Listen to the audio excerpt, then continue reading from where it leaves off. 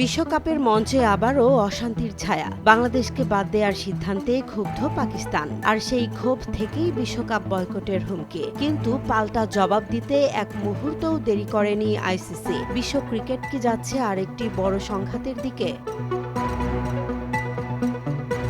আসন্ন টি-20 বিশ্বকাপ থেকে বাংলাদেশকে বাদ দেওয়ার প্রতিবাদে পাকিস্তান ক্রিকেট বোর্ড টুর্নামেন্ট বয়কটের হুমকি দিলে তাতে কঠোর প্রতিক্রিয়া জানিয়েছে আন্তর্জাতিক ক্রিকেট কাউন্সিল আইসিসি।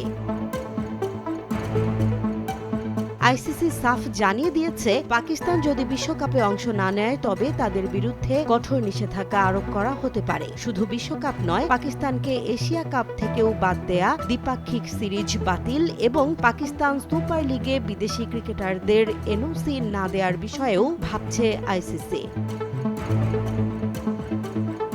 ভারতীয় সংবাদ মাধ্যম দ্য ইন্ডিয়ান এক্সপ্রেস জানিয়েছে, আইসিসি এই সংকটে কোনো আপোষের পথে হাঁটতে রাজি নয়। সংস্থাটির মতে, টুর্নামেন্টের সূচি ও নিরপেক্ষতা রক্ষা করাই তাদের বড় লক্ষ্য।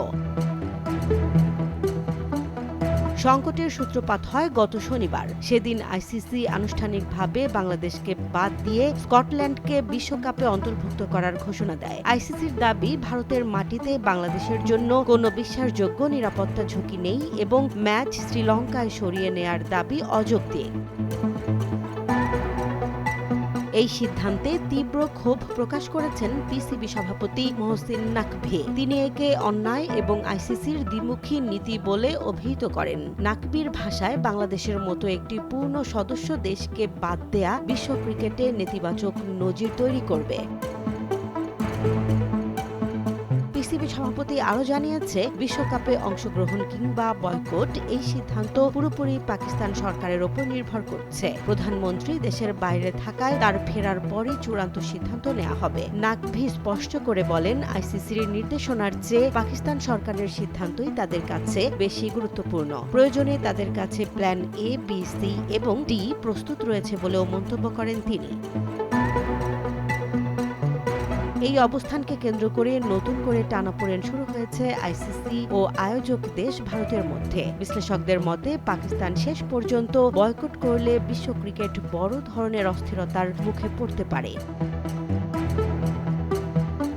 7 ফেব্রুয়ারি থেকে 8 মার্চ পর্যন্ত ভারতে অনুষ্ঠেয় 20 দলের টি-20 বিশ্বকাপের ভবিষ্যৎ এখন ঝুলে আছে পাকিস্তান সরকারের চূড়ান্ত সিদ্ধান্তের ওপর। পাকিস্তান বয়কটের পথে গেলে যেমন আইসিসির কঠোর নিষেধাজ্ঞার ঝুঁকি আছে, তেমনি বিশ্ব ক্রিকেটের রাজস্ব ও কূটনৈতিক সম্পর্কেও পড়তে পারে দীর্ঘমেয়াদী প্রভাব।